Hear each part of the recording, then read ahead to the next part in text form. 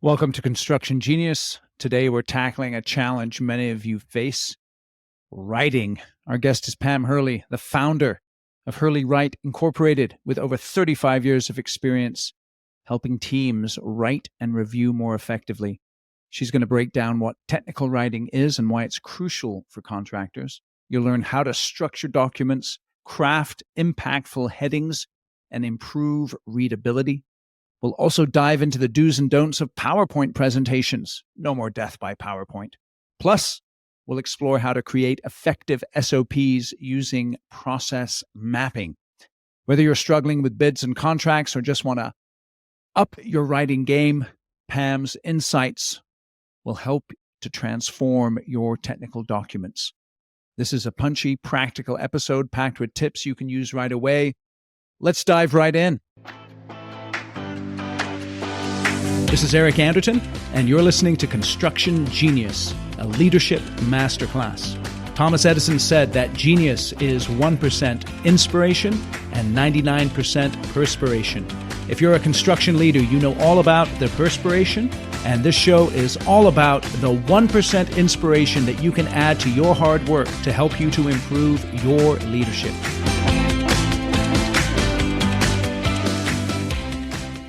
Pam, welcome to Construction Genius. Well, thank you very much for having me. I'm excited to be here. I'm glad to have you on because you are an expert in an area that many people struggle with, and I'd like you to introduce yourself and tell us your expertise. Sure. My name is Pam Hurley. I am the owner and founder of Hurley Write Incorporated, a certified women-owned small business. I have a PhD in technical writing from the University of South Carolina. Go Gamecock. I have a lot of academic experience and started the business about 35 years ago. So we work with some of the largest companies in the world on their helping their teams write and review more effectively. It's not just writing, it's reviewing too. But Excellent. Give us a simple definition of technical writing. yeah, so technical writing is just about application.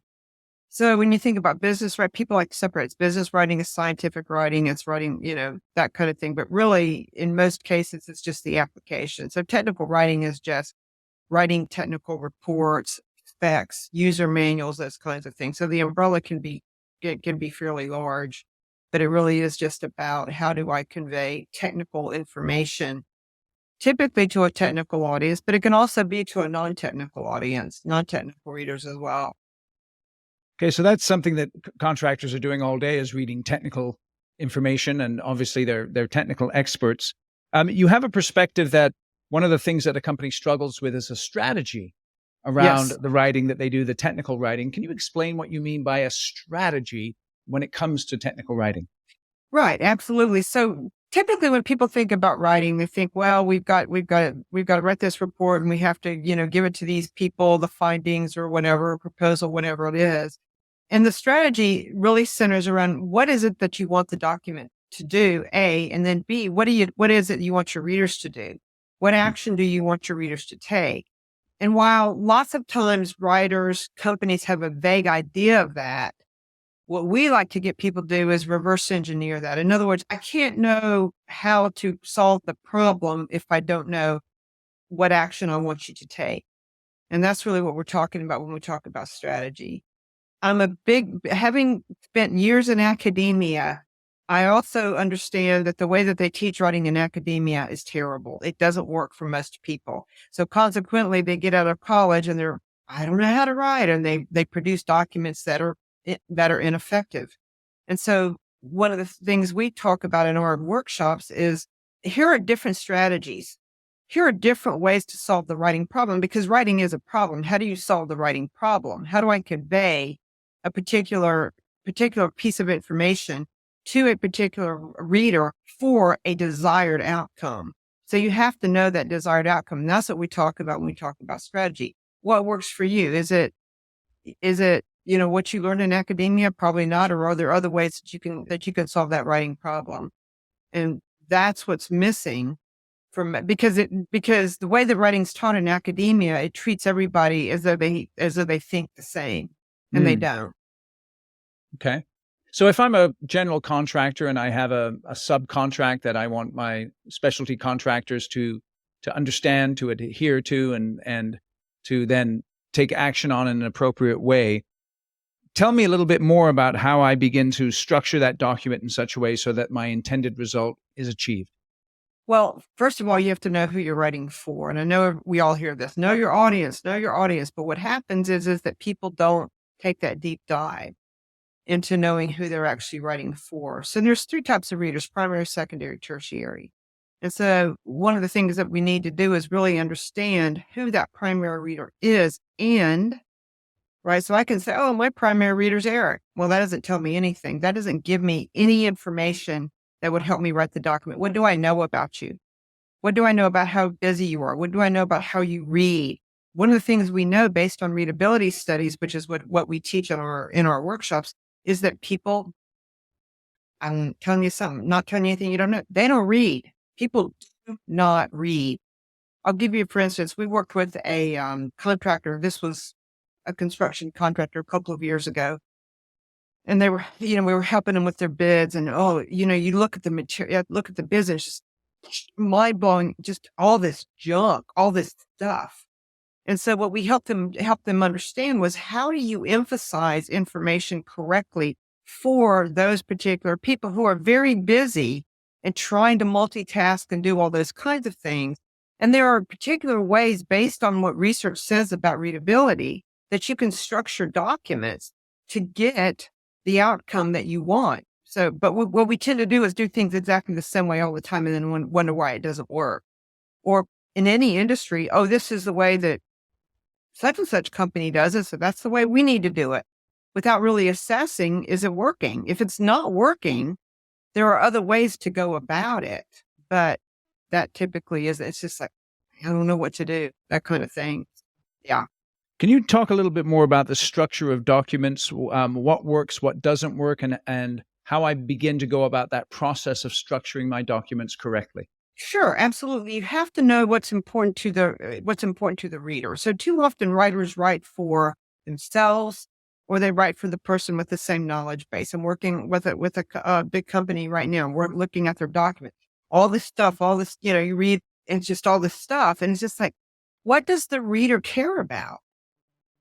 They don't care about, we did this and we did that and we did the other and the result is X. They probably care about what the result is. People care about the impact on them. They don't care two iotas about what you did and all the stuff you did and all this stuff. They care about how it impacts them and how it affects them. And so when we think about information, and that's why I was talking earlier about your reader, you have to know what your reader thinks is important. So for instance, we work with a lot of companies and they got, da, da, da, da, and then the recommendations are last. Right. Well, in lots of cases, those recommendations should be first. They want you to tell them what to do, and maybe they want to know about the what. Now, I'm not saying in all cases. Sure. So my point is that if you approach writing as problem solving, this is a problem I have to solve, then you're better able to think strategically about how to solve that problem instead of doing the same old stuff all the time with the same outcome. Right. But people tend to do the same thing when it comes to writing over and over again, same outcome, and they don't analyze why. What is the role of critical thinking in coming to the conclusions, both in terms of what the outcome is that you're looking for and the way that you're structuring the documents? Yeah, absolutely. That's a great question. So if you think about writing as problem solving, when you face any problem in a day, let's just say, right, we work with a lot of, smart people. They use their critical thinking skills every day. You probably are going to come up with multiple ways to solve any given problem, right? So my tire's flat. Okay, well, I can do X or I can do Y, or I can change it myself. I can call a tow truck. I can call somebody to pick me up. I've got all these choices depending on the time it's going to take. So I'm going into all this stuff to make the right decision. And writing is exactly the same way. What's the writing problem you're trying to solve? I want to win this bid. Okay. What do I know about the people for whom I'm writing it? Okay, well, they're busy. They're going to get thousands of bids. How do I stand out? So those are the kinds of things we're talking about when we think about critical thinking. How do you solve the writing problem to get the reader to do what it is that you want them to do? So critical thinking, we use it all the time, every day. But when it comes to writing, we tend to think of writing as something that's secondary to the critical thinking that we do every day. It's, we hear that, oh, it's not important. It's secondary to my job. It's the most important thing you do, the writing, right? It is the most important thing for most companies that they do, because if you can't win the proposal, you can't win the bid, you can't do this, people can't follow your instructions, then it's all for naught. Nobody cares, right? Things aren't going to get done. You're not going to win business, and you're going to die on the vine. It's interesting. I was interacting with a teacher recently, and they were talking about how they're going to reintroduce oral examinations. Interesting. Yeah, I know. I think it's a brilliant idea, particularly. I love that idea. Yeah. Yeah, it's a great idea. And the reason I bring that up is because, so many college students these days are becoming even worse writers because they're not writing at all. They're just chat GPTing. Exactly. Do you find there's a realistic application for AI in your field at the moment, or is it something that just produces generic stuff that's not any use? I'm going to say that there are uses for it as prompt, things like that. I'm going to I was talking to a copywriter yesterday.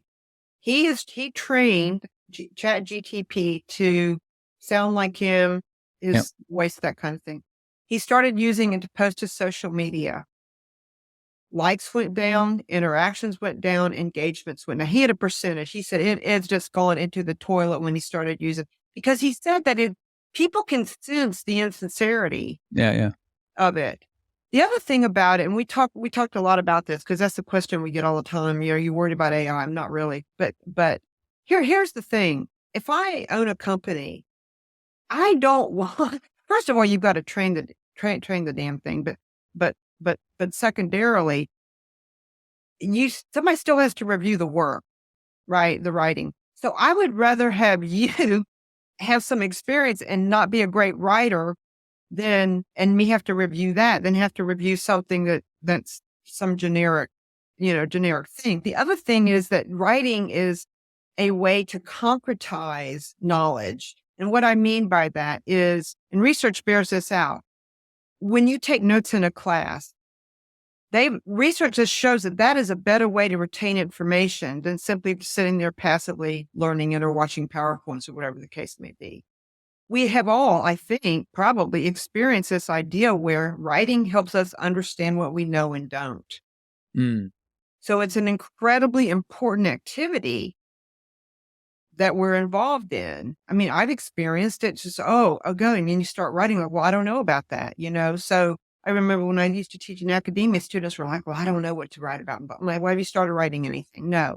Okay, well, you need to start writing first, because that way you understand what you know and don't. But to just think about it abstractly is not going to get you closer to the goal of having that paper written or whatever the case may be. So writing is a great way to, to hone those critical thinking skills, right? And to understand what you know and don't about your field, about whatever it is that you're trying to do, right? So we're a big believers in the fact that organizations really need to lean in to writing and give their folks the time and the space to write, because they pay a lot of lip service to it. Oh, it's really important, but then the writer, everybody's time crunched and all this other kind of stuff. But it's an incredibly important organizations that embrace writing and embrace writers are much more successful than organizations that don't, that just kind of treat it like, well, it's just secondary to your job. Hey, this is Eric. Quick break to remind you about my book, Construction Genius. Practical, effective, hands-on, simple, no BS. Leadership, strategy, sales, and marketing advice for construction companies. Go to Amazon, buy yourself a copy, buy a copy for your leadership team. You will not regret it. It's totally awesome. All right, let's get back to our interview. So starting with the end in mind and thinking about what is it that I want someone to do as a result of what they've read, and then also thinking about the audience, the person that I'm writing to, describe a process. Let's say I can say my technical documents are junk, Yep. right? And people are always coming back with the same questions on my contracts or, on my bids or something like that. Describe for us a process where we can begin to go through step by step, improving the quality of our writing and therefore the quality of our outcomes. Right. And that's a great question. First of all, you need to be able to assess the feedback that you're getting, right? Mm. So if I'm getting the same questions over and over and over again, okay, well, why? What do the questions look like and why am I getting the same questions over and over again? Yep. We tell writers this all the time when feedback, if you're getting feedback, you need to keep a spreadsheet of the feedback. It's a really simple thing. And then go back and assess that. Okay, this is like whatever it is. But again, you have to, writing is problem solving on paper. So the first thing you have to do is to figure out what is the problem I'm trying to solve. Mm-hmm. I'm trying to get this person to hire us to do X. All right, A, good. All right, what do I know about this person? Okay, I know they're busy. I know they're a jerk. I know that they don't like to read. I know that they skim. I know 5 things about them. And this is one of the things we talk about in a workshop. What are 5 things you know about them? Okay, let's say for the sake of argument, I know you're busy. Then it becomes, okay, if I know you're busy, then what are some strategies that I can use to get a busy person to read? Mm. All right. Well, maybe I create more headings and subheadings, which, by the way, I'm a big fan of headings and subheadings. Maybe I write paragraphs for skimmers, right? We know that most readers are skimmers. What are some things that I can do? Do I have big walls of text? Can I break those up? Is it organized appropriately for that particular for that particular reader? Those are the things. And then what happens is then we test those solutions. So if I've been doing the same thing the same way for 20 years and I'm not getting, and my results aren't improving, I've got to figure something out. I'm going to try something different. Now I'm going to put, for the next report, I'm going to put the recommendations first or whatever. Does that increase the buy rate or whatever it is? No. Okay, well, let's try something else. But you have to be willing to test the waters, if you will, especially if what you're doing and have been doing for however many years is not working. You've got to try different things. Now, I'm not talking necessarily about wholesale changes, but you need to be willing to make some changes. Maybe shorter paragraphs, maybe maybe headings and subheadings. Maybe we reorganize. There's all kinds of ways to do that. And then we find what works, but you've got to be able to assess and you've got to be able to track that stuff. Right. So if I have 50% more success rate with putting the recommendations first, okay, great. That's good information. Let's mark it down somewhere and try that again. Kind of like A/B testing. If you have a website, we do A/B, testing and on emails and junk like that. So, but people don't do that. They don't take the time to analyze if the documents are actually working. They just bitch and moan about them. Right. I mean, honestly, that's what they do. It's just all this, but nobody ever stops and says, well, why is it not working? I'd like to ask you about headings and subheadings because what recommendations do you have about the way that I craft those to make them as effective as possible? So headings are broad, right? So headings are like background would be a heading. Subheadings are where the spicy parts. Subheadings are the opportunity for you to tell your reader, direct the reader to the information and tell them why it matters. In the subheading itself? In the subheading itself, absolutely. So what it is and why it matters. Exactly right. Should my How would you benefit from a new and improved pen? Yeah. The subheading. Yeah. So should my subheadings cohere together logically as you run through the document? Yeah, you should be able to look at the subheadings and have a really good understanding of the major points within the document itself. Yes, and they have to work with the heading as well. I'm a huge fan of subheadings because we know based on readability studies, people are not reading. They're just not.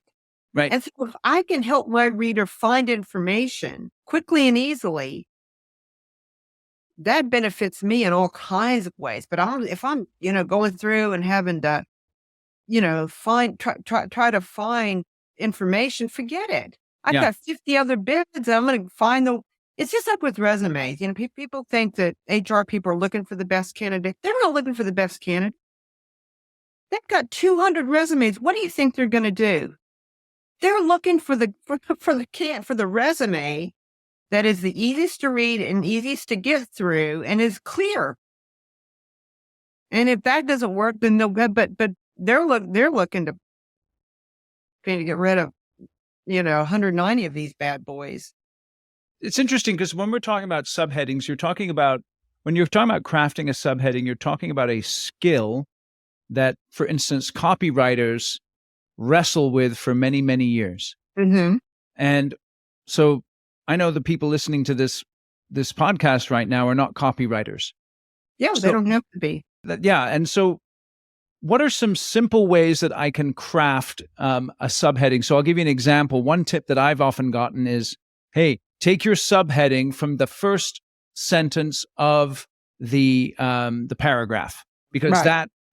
that's going to be a good source of information and direction. What advice do you have in light of crafting a subheading? Yeah, I mean, theoretically that should work if the first sentence is crafted well. Yes. And the first sentence is the most important sentence of the paragraph. Okay. Right. It's supposed to tell readers, this is what we're talking about. This is why it matters, that kind of thing. So you can do that. The other thing that we suggest is looking for keywords. What are keywords? What are the words in the paragraph that provide the gist of the message? Mm. Think about benefit, that whole, what we call WIFM. What's in it for me? Yes. Why would your reader care about the information in this section? Mm-hmm. What is the benefit to them? And so if you think about it that way, those are ways to craft compelling subheadings. You can also think about it as an outline though, right? So if I've got background as my heading, then what are the main points throughout, right? And then think about it that way, and you can craft subheadings that way as well. How do I balance what's in it for them with what's in it for me? If you make it so that it's about them, it's going to be all about you. Because what's going to happen is readers are, I'll give you a proposal for an Sure, please. Yeah. So proposals, companies love to, well, we're the best and we've been in business for 85,000 years and we do this and we do that and we do other. Nobody cares. Mm-hmm. But if I can go to you and say, hey, I know that your pain point is X and I'm going to focus on you. Mm-hmm.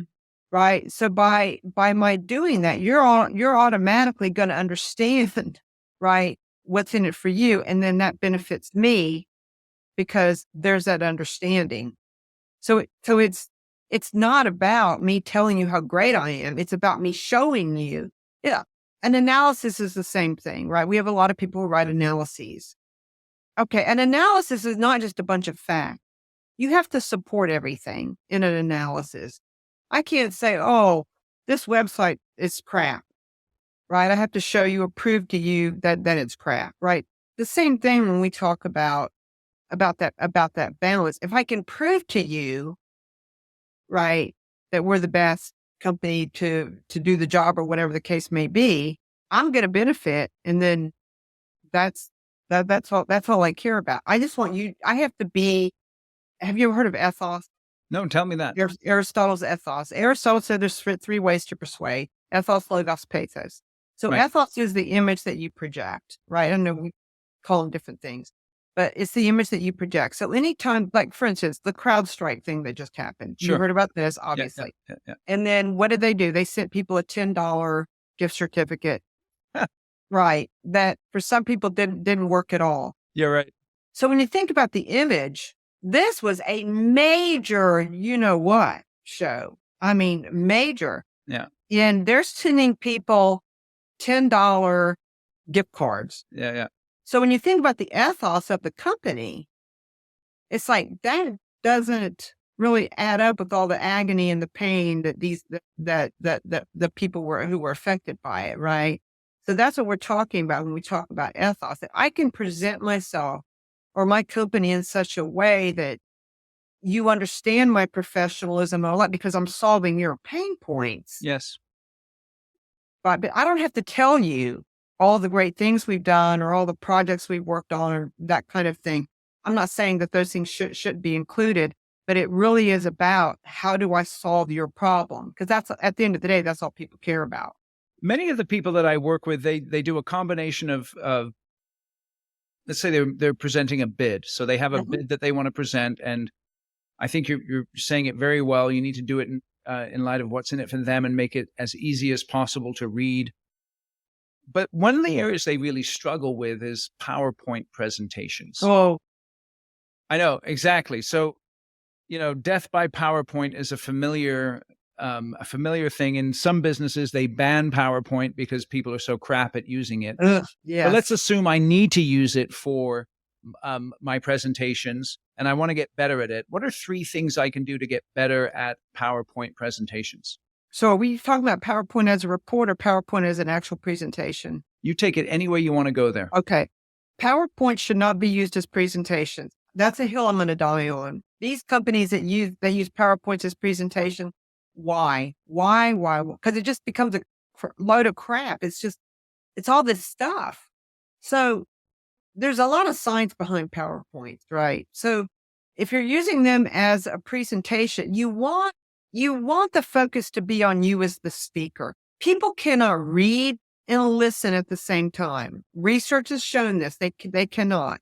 So if you want people to listen to you, then your PowerPoints need to be sparse. And also it's called PowerPoint, not Power Prose. It's not Power Paragraph. They didn't call it that. They called it PowerPoint. Yes. Research shows there shouldn't be more than 6 items on any given slide. And if you're going to use graphics, make sure that they augment the text. Don't just throw some crappy graphic up there because you can. Yeah. Or some weird design where you're like overwhelmed by colors. Research also says that your background should be black, not white. Interesting. What do you mean by the background there? The background of the slide. Like people do it in white. Yeah. It should be black with white text. Interesting. Yeah. So you have your image and a black background and white text. Correct. Now I know that because like on my apps, I prefer the black text, the blackout to the, yeah. Interesting. Why do you think that is that people are more comfortable with black than with white?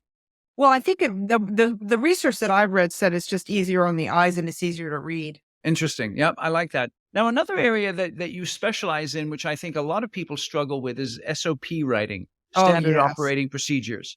And so this is one of the challenges when you think about thinking critically.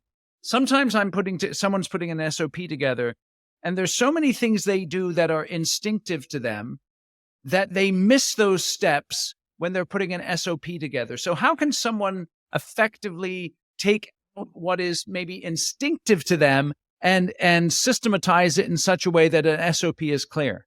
Okay, that's a good question. By the way, we do a free webinar on SOPs every other month, and I'm doing mine in September. So nice. If you want to go to hurleywrite.com and you can find out more information. You have to use process mapping. You just have to. What's process mapping? Process mapping is it helps you map the process from point A to point B. And so what a lot of organizations do is they'll say, "Oh, hey Pam, you do this, so you write the SOP." And so to your point, I'm going to, okay, well, I think I do this and then I do that and then I do the other, and either I'm going to miss steps or add steps or whatever the case may be. Or they get technical writers to write the SOPs who aren't subject matter experts, right? We worked with a large oil and gas company, and they were writing SOPs for a new plant that they were building up, and everybody was doing something different in terms of SOPs. You can't have that. Everybody has to, you need to have templates, but you have to do process mapping, and you need to do it not individually, but you need to do it as a team, because what you think you're doing and what other people think you're doing. The other thing about process mapping, it helps people understand where the process begins and ends. And it also helps people understand the overview of the entire process. So process mapping is non-negotiable. You've got to do process mapping. And if you don't, you're not going to get quality SOPs. We were talking earlier about AI. And one thing that I've done, and this is specifically for mapping out a process that I do on a computer, is I've recorded a short video of me doing the process, a screenshot of my Yeah. screen. I've then taken the transcript, run it through Chat GPT, and come up with an SOP, which I can then edit. Is that an effective way of doing something like that, marrying AI with what you actually do in real life? It can be. And we've used that. I think we've used Tango to do some of our smaller processes. Yeah. And it works fine. But for larger processes, I wouldn't trust it to do that because it was still kind of quirky and clunky a little bit to do. But we were doing it for short processes that had maybe 5 or 6 steps. But like I wouldn't use it for, turning, doing lockout, tag out or something like that. Yeah. No, Yeah. absolutely. Absolutely. So let's say I know that my technical writing is junk and I'm always getting the same red lines from my subcontractors or, pushback from my clients. What are the first 3 steps I should take immediately? And you may summarize some of the things you've already said in order to get better at technical writing. Well, you have to understand where the comments are coming from and what kind of comments they are. In other words, are they comments on content? Or are they comments on readability? If they're comments on readability, then you probably have a bigger issue. If it's comments on content, then that's something that you would have to solve internally. But again, it goes back to what I was talking about earlier. You have to understand. So I'm going to say this: in some organizations, there are people who just like to make comments for the sake of making comments. Yeah, right. It's a power thing. You have that all the time. Yeah. And that goes back to this idea of assessment that I was talking about earlier. Is somebody making a comment just because they're a jerk, or is this valuable? Is this valuable feedback? Right? If it's valuable feedback, then what I recommend is that you either incorporate it or you have a dialogue with the person who provided the feedback and figure out where did that feedback come from, right? So that's something that you can do. But again, you have to know who you're writing for, and you can't take a shortcut on that. Yeah. What we recommend to organizations is that, especially if you're in an organization where you're writing to the same kind of reader all the time, Mm-hmm. take 15 minutes, take 20 minutes, take 30 minutes with the team and do a deep dive. What are 5 things you know about that reader?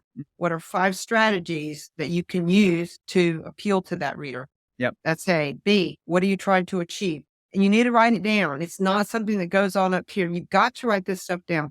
This is what we're trying to achieve. And it's got to be more than just we're trying to get them to accept our proposal. There has to be a why behind it. Because if there's no why behind it, then nothing's ever going to change. So when you say that why, what is that why? How do I figure out the why? If in other words, if I'm trying to get somebody to accept the bid for the sake of argument, we want to go beyond, well, it's business for us. Okay. Yeah. Well, why does that matter? Mm-hmm. Well, it matters because of X. We want to because people have lots of reasons other than money for winning business. I want to keep people busy. I want to get into this company. I want to do this. So if I say, for instance, we want to win this bid so that we can become a partner with this company, that's very different from I want to win this one-time project, right? Because if I want to embed myself in this company or our company within their company, now I can figure out a strategy. How do we want to do that? What's important to this organization? What's important to this company? What's important to this reader?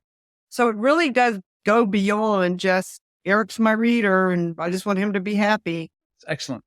Tell us a little bit more about your business then, Pam, and how people can get in touch with you.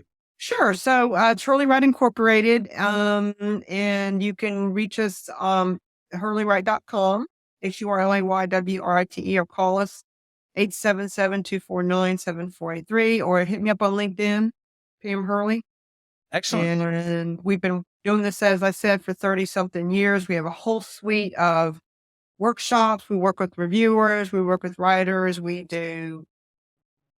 have retention programs and all kinds of fun stuff. So we have a lot of experience with contractors too. So I appreciate that. And all the links are in the show notes. And just checking out the website here, there's a ton of stuff that you can learn on how to be a better writer and a ton of resources here. So Pam, I really appreciate you coming on and sharing thank that you. with us. It's a lot of fun. I really appreciate it. Hey, this is Eric. Before you bounce away, thank you for listening to Construction Genius. Go to the show notes and you can find out where Pam's website is, hurleywrite.com. Lots of great stuff on that website, by the way, so you should check it out. And thank you for listening today. Feel free to share this episode with people who you think would benefit from listening. And also give us a rating and review wherever you get your podcasts. I'll catch you on the next episode.